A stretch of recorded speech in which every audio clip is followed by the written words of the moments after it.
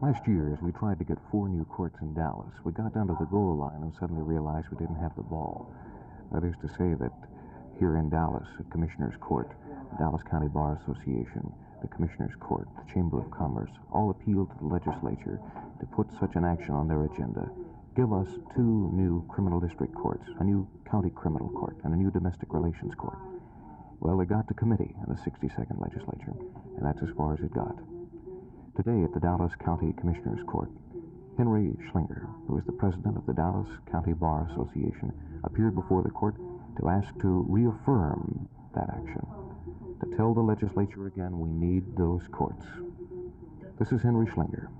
The crime rate, needless to say, has increased considerably in Dallas County and in other communities. I think it is axiomatic that a speedy trial and a just trial is the greatest deterrent to crime. This resolution would ask for 3 new criminal courts, as I stated before, 2 district and 1 county, and hopefully this would act as a deterrent to the increased crime rate. Jim Tyson was absent today.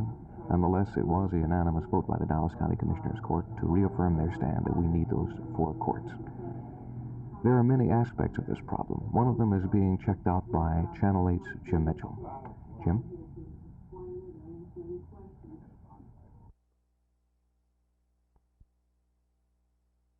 The community colleges themselves, particularly in the concept of a comprehensive community college system, namely offering both the academic learnings and the learnings that relate to career, technology, skills, are blended principally in the community colleges at this time in history more than they are in the high schools or the middle schools of our country, and certainly more than they are in our colleges and universities.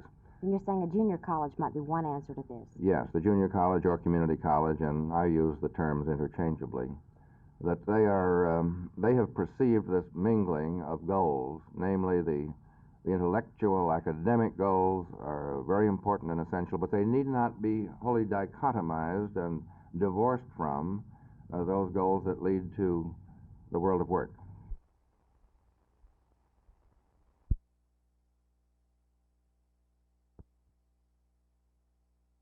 Well, I think we're considerably better, Jerry. We've gotten a lot better hitting right now, and we're further along. We're, I guess, the best conditioned team we've had here since I've been here. What is the strength of your 72 Mustangs?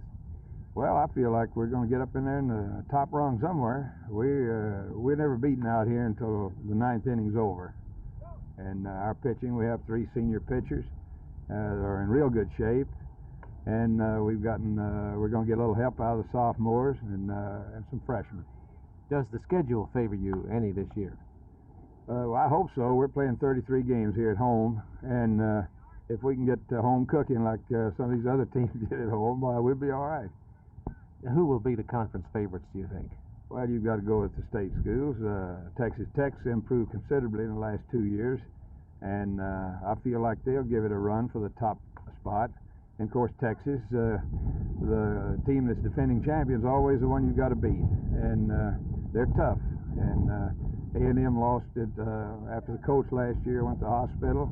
I feel like if Chandler hadn't gone to the hospital last year with a back operation, I think A&M would have won it. Do you have much help from scholarships?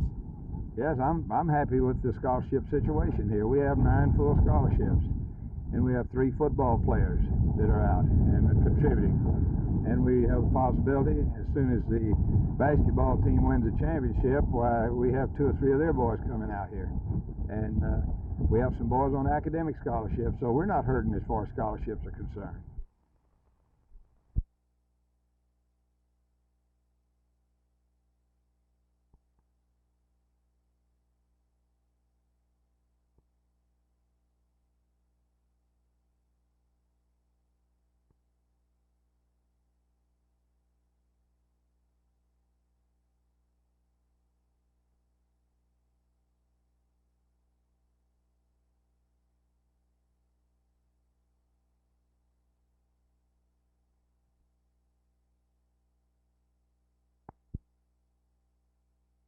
The Concorde aircraft, I believe, would be an excellent passenger carrying vehicle. Although the cabin is somewhat smaller than today's current wide-bodied aircraft.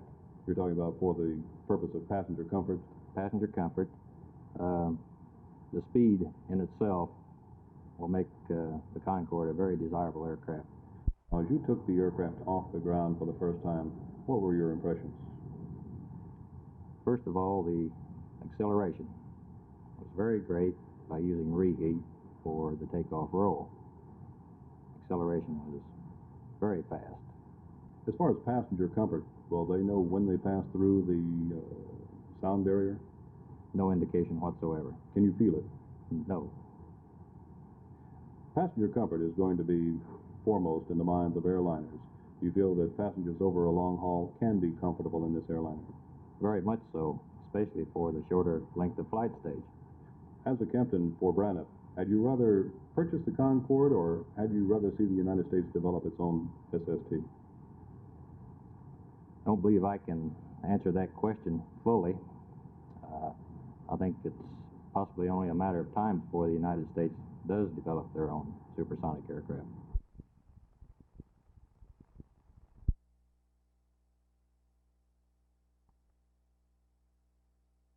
Well, whose idea was this to begin with? J-Lo. Buddy's here. Right. I heard about this a long time ago, about 3 or 4 months ago. Some guys in Fort Worth did it. And we thought it was a good idea to raise money. A lot of people like to come out and see people that would stay up 100 hours and see what they look like. It's like a dance marathon, watch them beat themselves to death, and give money to this. And we thought it was a very good idea, so we tried it. Well, what did you do special to keep awake 100 hours? Now we played pool. We stayed in the basement of First Methodist Church here in Arlington. It had 3 pool tables and a ping pong table, had color TV, and we just goofed off. We had people from the school come up and visit us, had adults and teachers, and they just came out there and we had a kind of little party every night. It was like an all-day party and all-night party. It was fun, you know. We enjoyed it a lot. Was it fun for you too? Well, yeah, it was okay. I mean, there was a lot of boys there the biggest part of the time, and that was the only thing that kind of, you know. Anyway. She liked it.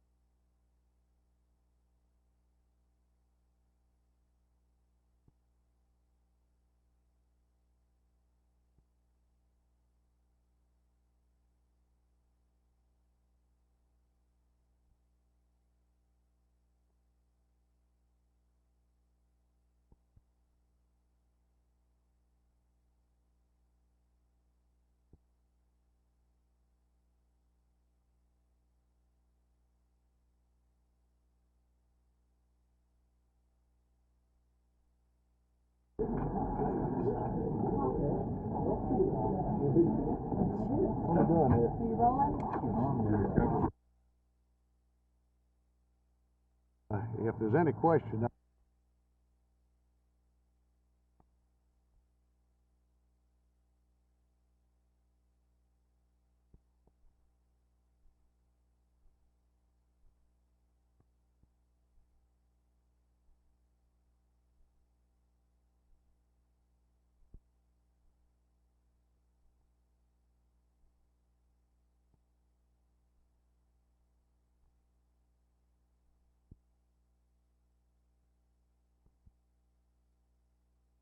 Are you going to post bond this afternoon? It's being posted now. What is the bond? Ask the Sheriff's Department. 5,000 each. 3 of them. 5,000 each. Do you have any comments, sir? No comment. Mr. Pacifica, did any of this money go to John McKee? No comment.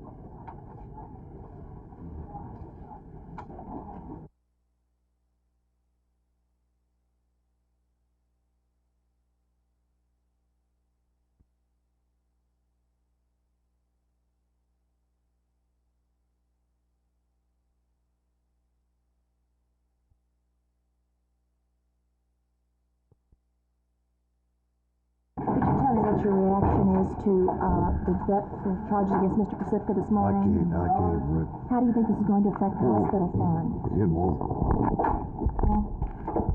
Thank you. You won't give us any comment at all? No. The people...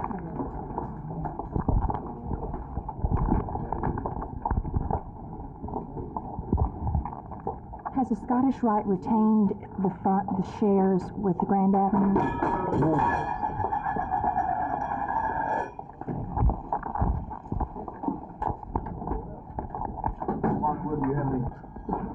How are you feeling? Are you feeling all right?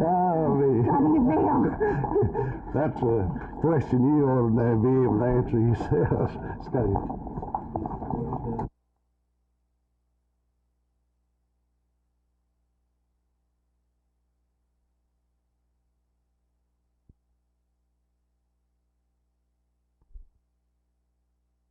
A jury of peers is being assembled today to decide the future of Gus F. Mutscher, Thomas C. Shannon, and S. Rush McGinty. The Speaker of the Texas House arrived this morning at the courthouse, accompanied by his wife Donna and his attorneys Frank Maloney and Richard Racehorse Haynes. Mutscher is facing the first criminal action involving the political aspects of the stock fraud scandal of 1971. The second figure in the trial is Representative Tommy Shannon of Fort Worth, represented by Joe Shannon and Bob Hanna. Rush McGinty, Mutscher's aide, is also accused of conspiring to accept a bribe and is being defended by Dusty Rhodes and Davis Scarborough. Frank Sharp arrived this morning, too. Sharp, the central figure in the stock fraud case, will probably be the state's top witness. Two other witnesses, subpoenaed by the defendants just today, are Honorable Preston Smith and Ben Barnes, who are due to appear Wednesday. 225 notices were sent out to prospective jurors in Taylor County, 3 times the normal amount, Judge J. Neal Daniel told us. In order to save time, they filled out biographical information sheets even before being questioned by attorneys in a courtroom closed to reporters. Everyone involved seems eager for the actual trial to begin and to be over with, though no one's making any predictions. Mutscher and Shannon will also be facing a primary election in just a little over 2 months. For Channel 8 News on the Move, this is Judi Hanna in Abilene.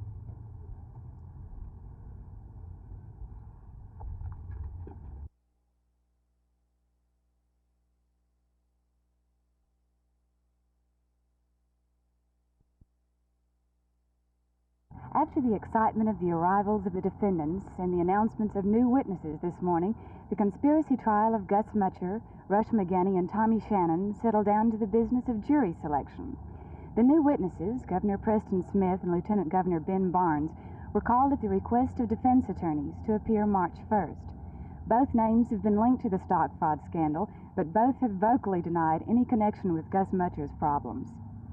Mutscher could face a penalty of 2 to 5 years if the jury finds him guilty of accepting a bribe on or about July 22nd. But picking the jury itself is the problem at hand now. Out of the original 255 called, 142 prospective jurors showed up. This afternoon, those not exempted were questioned one by attorneys who are faced with the problem of finding 48 qualified jurors. Selection of the 12-man jury may be a 3 or 4 day job, some attorneys are estimating. Meanwhile, surrounded by reporters typing out stories and calling into their editors, District Judge Raleigh Brown calmly arraigned and sentenced a youthful drug offender in the 42nd District Court. That room has been temporarily turned into a press room for reporters covering the more famous trial across the hall. For Channel 8 News on the Move, this is Judi Hanna in Abilene.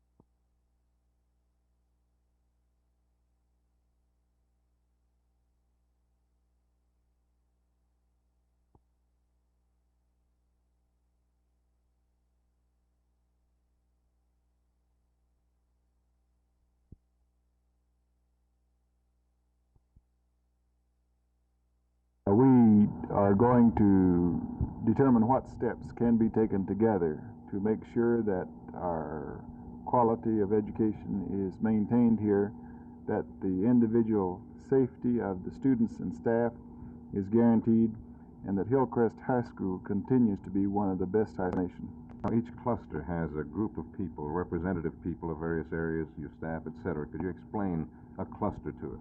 Yes, we have 6 clusters, or 6 large areas where people are meeting. In each cluster, we have a member of the school board, we have a member of my executive team from the central office, we have an ethics specialist, we have representatives from the faculty, from the students, and the PTA, both black and white. So this is the kind of mix that we have in each group to assist in identifying problems and seeking solutions to them.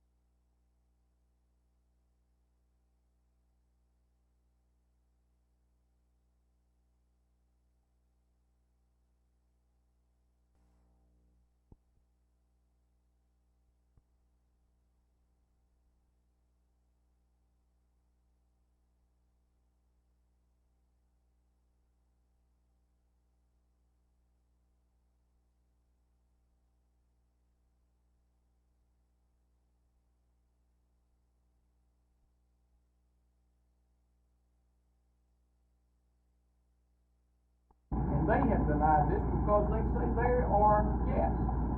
Well, they told several of the parents, am I correct, Mr. Vaughn, that you would have the privilege to speak tonight. However, the agenda that has been presented in all of the different rooms this evening, I don't want to walk out. No, yeah. This was supposed to be an open forum in the auditorium of the gym. And what you've done, they chopped us up in little pieces and moved us out. Well, I don't